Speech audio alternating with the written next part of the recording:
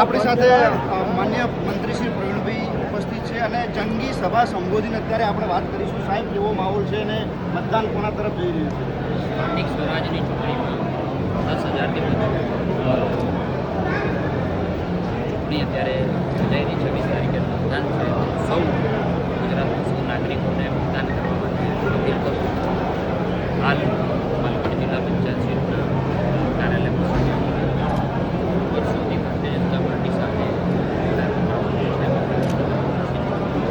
આખા ગુજરાતમાં ભારતીય જનતા પાર્ટી તરફ ચાલી રહ્યું સમયની નરેન્દ્રભાઈને